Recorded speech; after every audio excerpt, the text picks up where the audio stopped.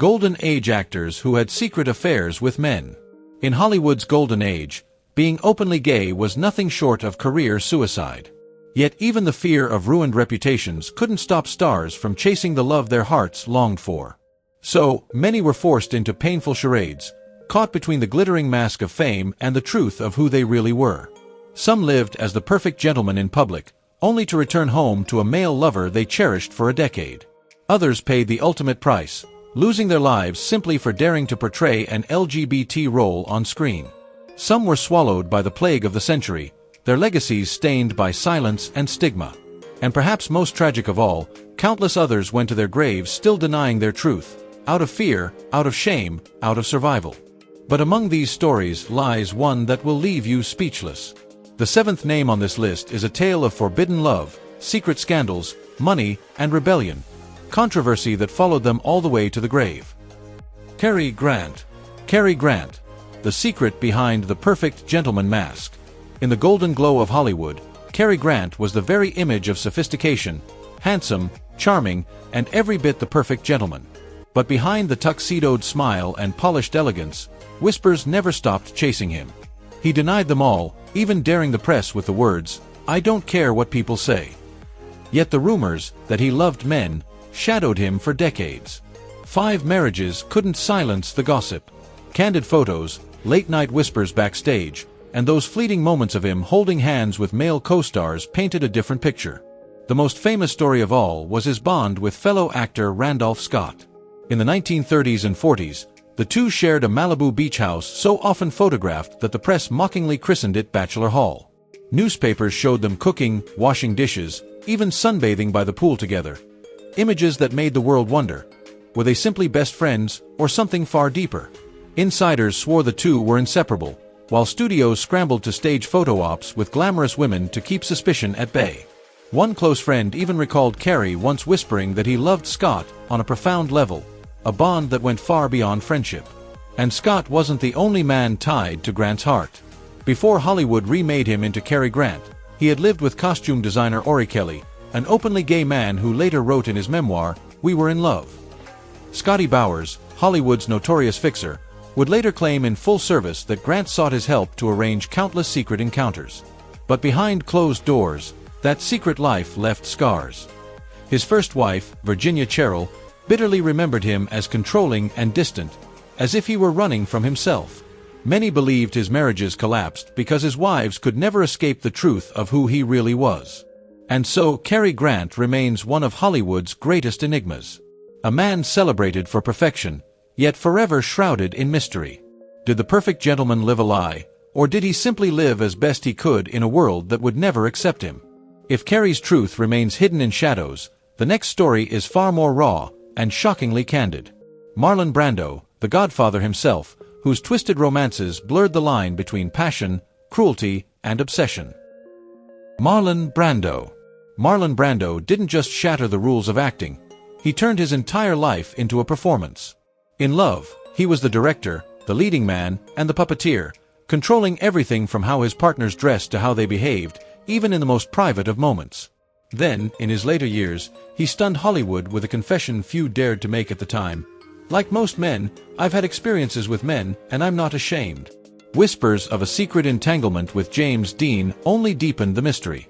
Dean, both infatuated with and intimidated by Brando, once called him the boss, a title that captured the power imbalance between them.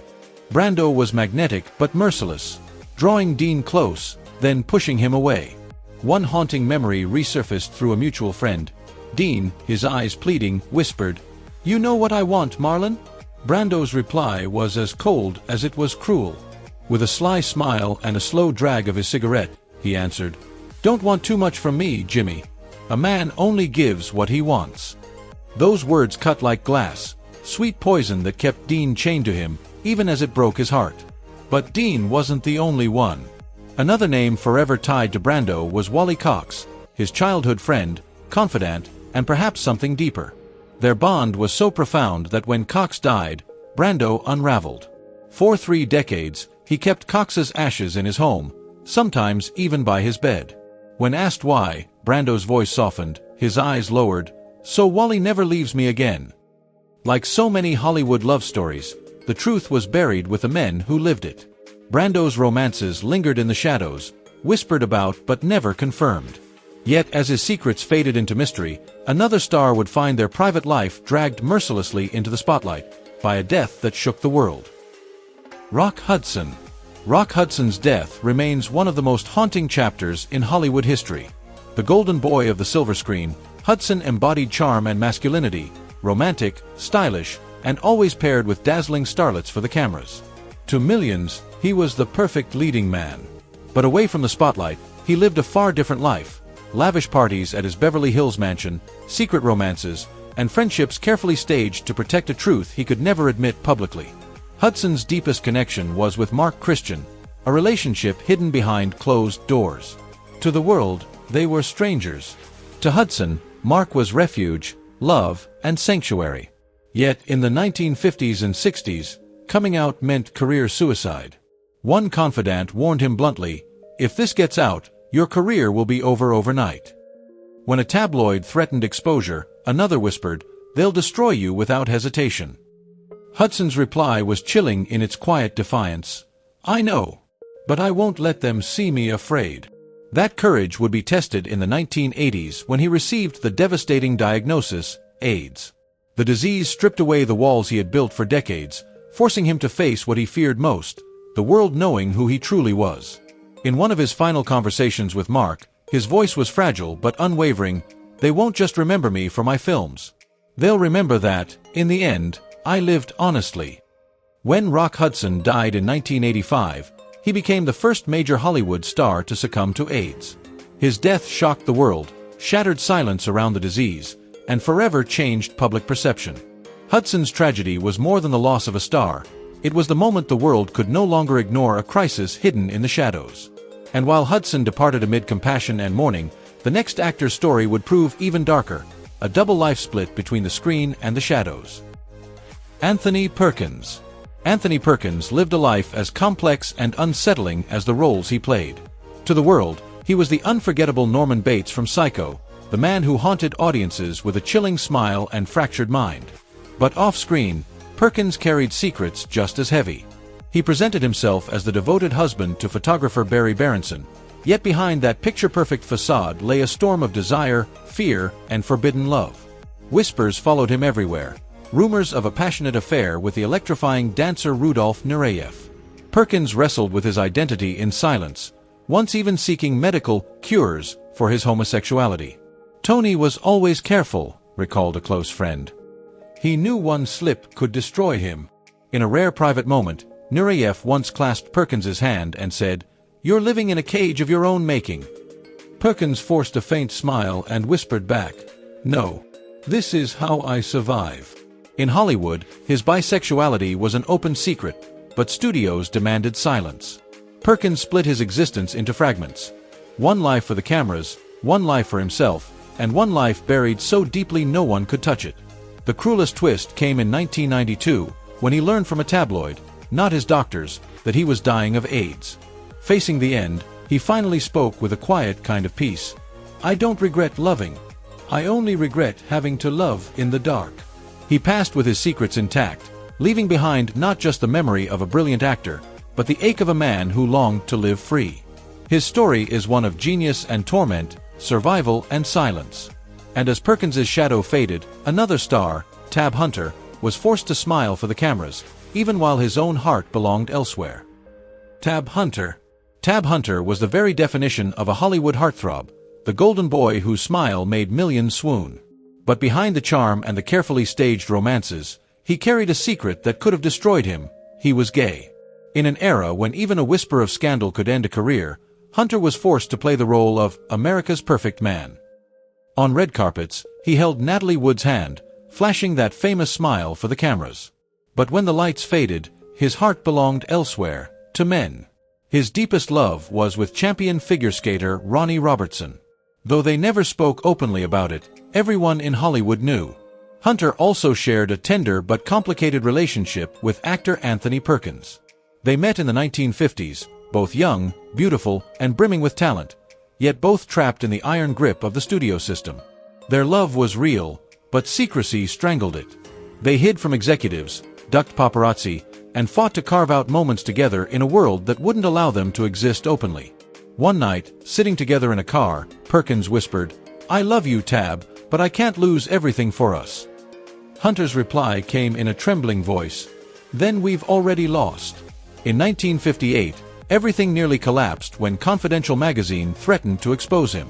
Warner Brothers scrambled to protect their star, arranging photo ops with starlets and warning him to leave Hollywood if he didn't stop seeing men. Hunter later wrote in his 2005 memoir Tab Hunter Confidential that those years felt like living two separate lives, one for the cameras and one for himself. "I learned to smile for the cameras," he confessed, "even when my heart was somewhere else." His story is both heartbreaking and heroic, a reminder of the crushing weight Golden Age Hollywood placed on those who dared to live honestly, and the quiet resilience of a man who endured. Tab Hunter's truth, once silenced, finally spoke in his later years. And when he said, "This is me," it wasn't just a confession, it was liberation. Elsewhere in Hollywood, another hidden love endured just as quietly. A man who spent nearly half his life beside Cary Grant, their bond surviving in the shadows, proof that even in silence, love finds a way. Randolph Scott. Randolph Scott, Cary Grant's lover in the shadows. For decades, Hollywood whispered the same question, one that was never truly answered. Was Randolph Scott gay? He never spoke a word publicly, but the rumors swirled endlessly, and they all pointed to one man, the silver screen's ultimate leading man, Cary Grant. The two met in the early 1930s, and soon after, they weren't just neighbors, they were housemates, sharing a Malibu beach home that looked more like a lover's retreat than a bachelor pad.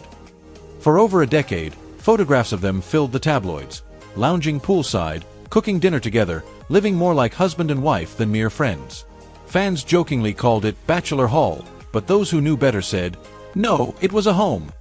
The studios worked tirelessly to bury the whispers, but Cary Grant wasn't so easily controlled. Too powerful, too untouchable. Instead, the press staged photo ops, Scott and Grant escorted by glamorous women, glossy articles describing them as lifelong best friends. Scott even married twice, but to many, those marriages were little more than shields to protect his image. Yet friends saw something deeper. They said Scott's heart wasn't hiding, it was spoken in quiet gestures, stolen glances, and moments only the two of them understood. One story, retold countless times, came from a Hollywood party in the 1940s. The music blared, the laughter roared, but suddenly, Scott and Grant were gone. They were found later, tucked away in a shadowed corner, whispering so softly no one else could hear. The host laughed, teasing them, "Found yourselves a private spot, huh?" Grant smirked and replied, his voice laced with mystery, "Some stories aren't for the crowd." Whether Randolph Scott was gay remains an unanswered mystery. But his bond with Cary Grant, hidden in plain sight, cemented them as one of Hollywood's most legendary pairs. While Grant and Scott chose to love in silence, the next star wore his heart like a weapon. James Dean, a rebel with a lover, until the very end. James Dean. James Dean, the untamed icon of the 1950s, lived as though rules were meant to be broken. Behind the spotlight, his bisexuality was Hollywood's worst-kept secret, whispered in smoky backrooms, yet never spoken aloud. Dean's magnetism didn't stop at women, it reached men in power who could make or break careers. The boldest rumor centered on Roger Brackett, a producer whose influence opened doors Dean would never have reached alone. One friend recalled a moment at a party, Dean and Brackett lingering in a shadowed hallway. Brackett leaned in, his voice low, "Jimmy, you know I can take you very far." Dean exhaled a cloud of smoke, his eyes narrowing with that trademark defiance. "And you know," he smirked, "I've never followed anyone's path." But as Dean's star rose, so did the tension. What began as mentorship twisted into shackles. Brackett expected loyalty, and more. He later admitted, "Jimmy was like a child, misbehaving just to be noticed. Sometimes I was like his father. Sometimes not at all." Then came the ultimatum. On the eve of East of Eden's release, Brackett threatened to expose everything unless Dean paid him $1,200.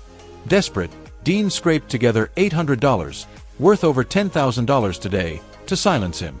The secret stayed buried for decades, only unearthed long after Dean's death. Then came the crash. At just 24, James Dean's Porsche spun into legend. In an instant, he was frozen in time, Forever young, forever beautiful, forever unfinished. His death sealed the questions, leaving only mystery in its wake. But for another actor, the real tragedy wasn't dying too soon. It was living far too long with secrets Dean never had to carry. Montgomery Clift. Montgomery Clift. When the hardest role wasn't on screen, it was being himself. Clift, often called Hollywood's fragile angel, had an unmatched gift for channeling broken souls, peeling back layers of humanity with raw, aching honesty. But away from the cameras, he faced the most excruciating performance of all, hiding who he truly was. Clift loved both men and women, yet his romances with men were buried in secrecy, whispered only at shadowy parties behind locked doors. Elizabeth Taylor, his confidant and soulmate, was one of the few who knew the truth. She was his anchor in the storm, the one who saw the pain behind his dazzling smile. Friends recalled a haunting night when Clift stumbled into her home, his face hollow, eyes bloodshot from pills and liquor. "Liz," he whispered, "I'm so tired of acting when the cameras aren't even rolling." Taylor took his trembling hand and gently replied, "Monty, with me, you never have to act." But 1950s Hollywood had no room for vulnerability. Fear of exposure, the relentless pressure to be the perfect leading man, it drove Clift into the arms of alcohol and drugs. Then came the 1956 car crash that shattered his once flawless face, leaving scars etched into both his body and his spirit. Surgery repaired his features, but not his soul. Withdrawn, tormented, he spiraled deeper into self-destruction, as if punishing himself for a secret the world refused to let him reveal. At just 45, Clift died quietly, the curtain falling too soon on a life of brilliance and torment. His death was not only the loss of a gifted actor, it was the tragedy of a man forced to live in disguise. And yet, his legacy still burns bright, a haunting reminder that sometimes the most impossible role is simply playing yourself. But Clift's story was only the beginning. The next actor dared to confront Hollywood's forbidden zone head-on, and the price was a mysterious death that stunned America.